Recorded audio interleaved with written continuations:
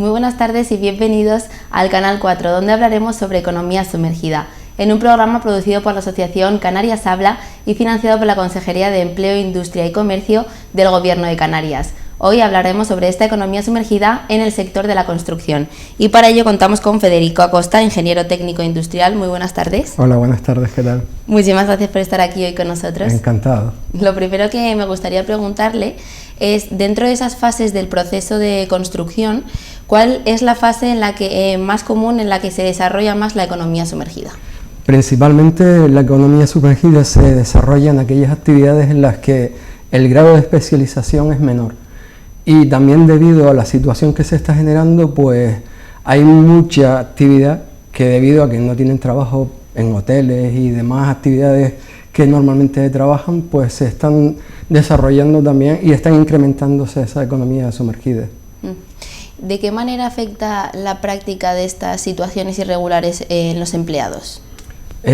Principalmente lo que va a afectar muchísimo es en las condiciones laborales. Este tipo de trabajadores no cuentan con los medios de protección adecuados, son salarios en precario, en muchos casos a su vez subcontratan o de forma ilícita a otras personas que van a desarrollar un trabajo sin conocimiento de la actividad que están desarrollando, y todo esto afecta no solo a la economía, sino también a cómo se desarrolla esa actividad dentro de las casas, de los hogares y demás.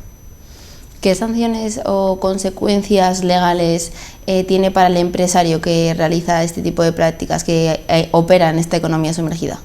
Principalmente son las fiscales. Evidentemente hay una serie de impuestos indirectos que tienen que tener esas empresas presentándolo con la factura, pero además laborales. La inspección de trabajo en aquellas actividades que se desarrollen sin darse de alta como trabajadores, bien autónomos o como empresa, pues puede actuar y son sanciones que pueden ser bastante elevadas. Y si eso viene junto con un accidente laboral, pues está el Código Penal. O sea, ya no solo es la vía administrativa, sino además está la vía penal, que puede ser hasta cárcel, ¿no? Está tipificado así en el Código Penal, artículos 305 al 307, en los cuales puede haber hasta 3 años de cárcel por el incumplimiento en temas legales o laborales, ¿no? ¿En la subcontratación de trabajadores autónomos se considera economía sumergida? Vamos a ver, en un principio no es una economía sumergida porque evidentemente un trabajador autónomo va a presentar su factura. ¿Dónde está el problema en este tipo de contratación? Donde va a estar principalmente el problema es que yo como persona contrato a un trabajador autónomo y paso de ser promotor a contratista. Solo la ley de subcontratación permite este tipo de contrataciones que no se convierten en contratistas cuando es autoconstrucción, pero en el resto de casos, y se dan muchísimo este tipo de circunstancias, el típico hotel pequeñito, una empresa de un hotel rural y demás, que subcontrata o contrata a trabajadores autónomos para que les hagan las pequeñas tareas dentro del hotel. Instalaciones eléctricas, limpieza, pequeños adesantamientos de obra civil dentro del hotel. Pues yo en este caso ya no paso a ser promotor, sino que me consideraría contratista, y entonces con todas las repercusiones que esto llevaría, tanto de la ley de construcción como la ley de subcontratación. Entonces ahí es donde es verdaderamente el problema. Yo como trabajador autónomo puedo trabajar y no existe ningún tipo de economía sumergida en ese sentido mientras presente mi factura, pero sí por este lado. Además hay mucha gente que dice que las pymes pueden considerarse una competencia desleal para este sector de la construcción. ¿Usted qué opina? Por supuesto. Vamos a ver, no existe una pyme, no tan solo tiene que pagar los diferentes impuestos como empresa, sino además los salarios que corresponden a los trabajadores, la dotación de medios, unas infraestructuras y demás. Con un autónomo ese tipo de cosas se quedan bastante reducidas, y si además esa persona que está desarrollando ese trabajo no está de alta, pues evidentemente no hay ningún tipo de comparación. O sea, con respecto a esa pyme que tiene que darse de alta en el REA, cumplir una serie de requisitos legales, pago de impuestos, pago a trabajadores y demás, a un trabajador que no está dado de alta de ninguna forma, pues evidentemente la diferencia es bastante importante, ¿no? Entonces estamos hablando de que una persona que realiza un trabajo sin ninguno de esos requisitos, pues se puede estar ahorrando un 60%, un 40% de los costes que conllevaría una pyme, ¿no? Las obras o reformas domésticas son un tipo de construcción, uno de los tipos de construcción más común dentro de esta economía sumergida. Por supuesto, este tipo de obras en las que normalmente es o nuestro cuñado o un vecino el que nos recomienda a alguien que le hizo una obra de forma bastante barata, pues bien por el desconocimiento de la persona que lo está ejecutando y de la que lo recomienda, o por el interés, porque lo que nos interesa es que salga más barata, pues se suele dar este tipo de circunstancias. ¿Qué es lo que pasa? Que recomendamos a alguien que es barato sin ver que cumple una serie de requisitos legales o fiscales para ejecutar ese tipo de trabajo.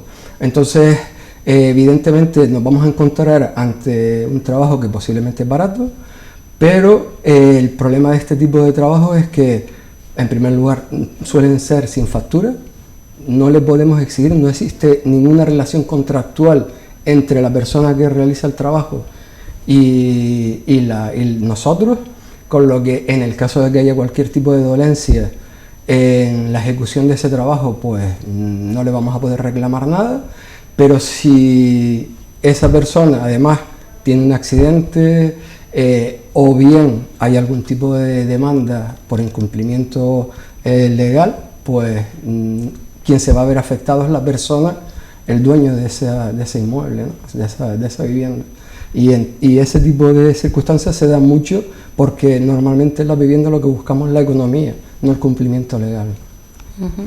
Los empresarios o empleadores de los empleados de este sector se aprovechan de estos por quizás sus necesidades económicas, porque muchas veces son personas que tienen alguna necesidad. Evidentemente hay muchas empresas, por suerte no es todas las empresas de la construcción, pero en aquellas economías en las que ya la empresa está bastante deteriorada, pues lo que hace es tirar de este tipo de recursos, contratar a gente sin ningún tipo de contrato legal para ejecutar aquellas obras pequeñas en viviendas particulares o en viviendas que ellos entienden que no existe ningún tipo de repercusión legal hacia el empresario. ¿Qué es lo que pasa? Se nos puede dar la circunstancia que contratamos a esa segunda persona y si existe un accidente, hay una inspección de trabajo o la obra está mal ejecutada, al que va a repercutir es al empresario que está contratando y en último nivel al promotor, ¿no? Antes ha dicho que las sanciones pueden llegar hasta 3 años de cárcel. ¿Por qué entonces realizan todo este tipo de prácticas irregulares? La necesidad, principalmente es la necesidad. O sea, yo soy un trabajador que estaba trabajando en un hotel, que era un técnico de mantenimiento del hotel, y ahora estoy en un ERTE o estoy en el paro. Y lo que hago es buscar esa salida a un sueldo que no me estaba entrando. Entonces, normalmente este tipo de actividad se presenta por la necesidad de la persona que no tiene el trabajo y la necesidad de la persona que quiere conseguirlo lo más barato posible. Cuando se unen esas dos circunstancias, pues el problema ya está creado, ¿no?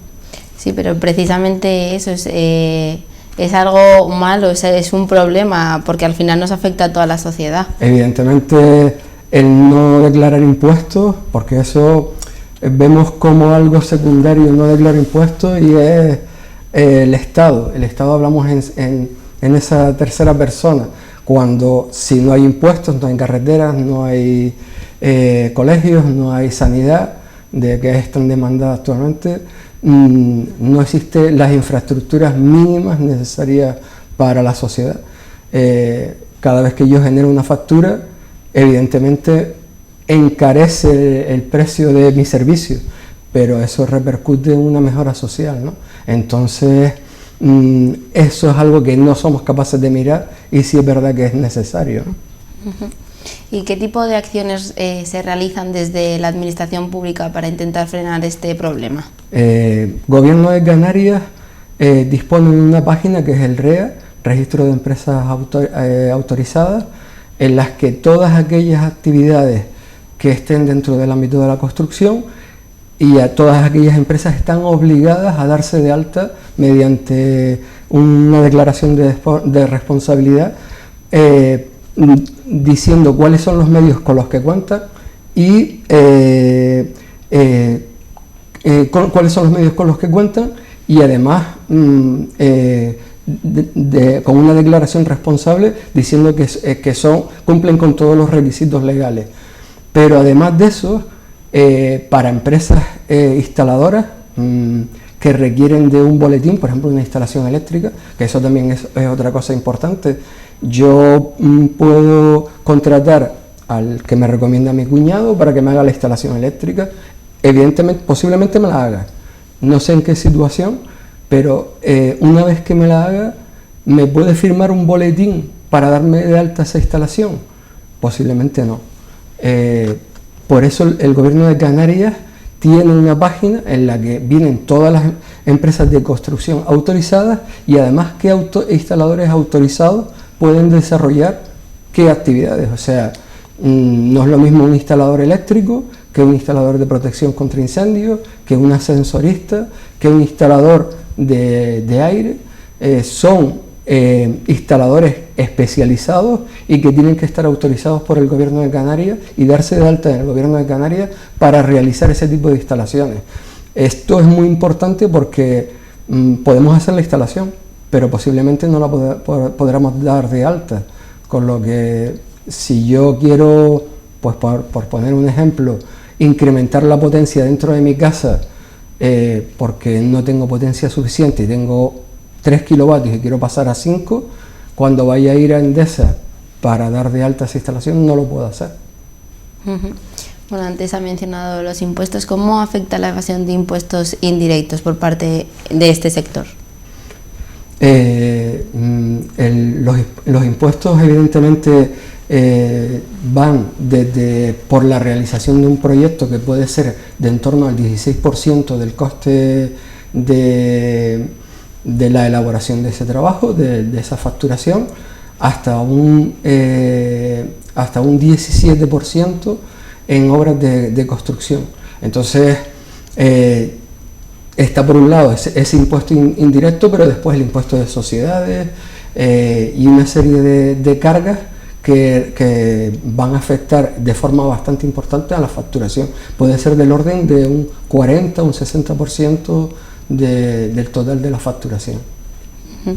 ¿Existen organizaciones que se encargan de ayudar o asesorar a los empleados de este sector construcción? Principalmente las organizaciones sindicales. La verdad es que tienen guías bastante importantes y que ayudan mucho al trabajador para saber cuáles son no solo sus obligaciones, sino cuáles son sus derechos y cuáles son las vías de actuación en cuanto al incumplimiento por parte del empresario de sus obligaciones legales. También por parte del Gobierno de Canarias, a través de organizaciones como son el ICASEL, el Instituto Canario de Seguridad Laboral, hace cursos que van dirigidos no tan solo a especialistas, sino a trabajadores, y en el ámbito de la inspección de trabajo también generan dípticos, el Instituto Nacional de Seguridad en el Trabajo. Espero no olvidarme de todos ellos, pero que hay, si queremos buscar organizaciones del ámbito público y privado También no quiero olvidarme de las fundaciones empresariales y de la COE y demás, que hacen formación no tan solo a empresarios, sino también a los trabajadores para el conocimiento de esta normativa. Porque en este tipo de cosas no sale perdiendo tan solo el trabajador, sino también la empresa, ¿no? Uh-huh. La crisis de la pandemia de la COVID-19 es una realidad actual que estamos viviendo todos. ¿De qué manera afecta esta pandemia, esta crisis de la pandemia, tanto a empresarios como a empleados que trabajan dentro de esta economía sumergida? Evidentemente la situación que se ha generado ha dado lugar que muchos trabajadores, como comenté anteriormente, que actualmente están en un ERTE o que se les han despedido, pues tienen que buscar una salida económica a la situación que tienen. Entonces, muchísimos trabajadores que a lo mejor están capacitados porque tienen esa formación, ese técnico que hacía el mantenimiento en un hotel o ese trabajador de la construcción que ya no está trabajando en obra, pues está buscando esa salida en esos, lo que nosotros decimos, las pequeñas chapucillas que hacemos en los hogares. Es una circunstancia, es una realidad que se está dando y bastante fuerte, y que evidentemente afecta a esa economía sumergida y con ello a todas esas pymes y trabajadores autónomos que están intentando aguantar esta situación. ¿Qué otras acciones o medidas llevaría a cabo para intentar solucionar o disminuir las prácticas irregulares dentro de esta economía sumergida? Hombre, yo creo que las herramientas están. Lo que pasa es que tal vez lo que hay que hacer es potenciarlas más y hacerlas conocer. Por ejemplo, lo que comenté antes, existe el registro de actividades empresariales que está ahí funcionando de hace ya, no sé si son 4 o 5 años, en la cual yo, si voy a buscar una empresa que esté legalizada, lo propio es que entre en esa página del Gobierno de Canarias, entre en el listado de empresas autorizadas y vea entre ellas cuál es la que me pueda interesar más. O si no, cuando voy a contratar a una empresa, solicitarle ese registro de actividades empresariales. También, si voy a contratar a una empresa instaladora, hay un registro de instaladores autorizados. Tal vez lo que habría que hacer por parte de las autoridades es informar más de que existen ese tipo de páginas en las que los ciudadanos pueden entrar e informarse. Por parte de los técnicos, también yo creo que es una responsabilidad nuestra el informar a nuestros promotores y personas que nos contratan de esa circunstancia. La verdad es que yo creo que ahí nosotros también tenemos que hacer un trabajo bastante importante, y a través de los colegios profesionales, informando de esa situación y de que existen esas herramientas, y esa es por la parte informativa, pero también está la parte más impositiva, ¿no? La inspección de trabajo tiene sus elementos de acción que pueden ser de forma aleatoria o mediante acciones guiadas, ¿no? El ICASEL también tiene sus inspectores y por supuesto Hacienda, ¿no? A través de sus inspectores de Hacienda, que si detectan este tipo de causas fraudulentas, pues pueden actuar, y las sanciones creo que no son económicas, ¿no?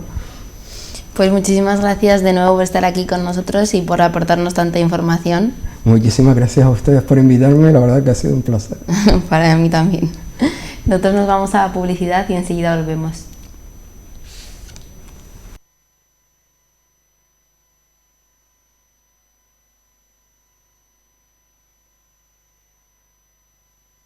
Pagar o cobrar sin factura, contratar sin dar de alta, recibir ayudas que no te corresponden, son actitudes insolidarias que ponen en riesgo los servicios públicos, nuestras prestaciones y la competitividad de las empresas. La economía sumergida no supone más ventajas para ti, sino menos beneficios para la sociedad, porque menos no es más. Gobierno de Canarias.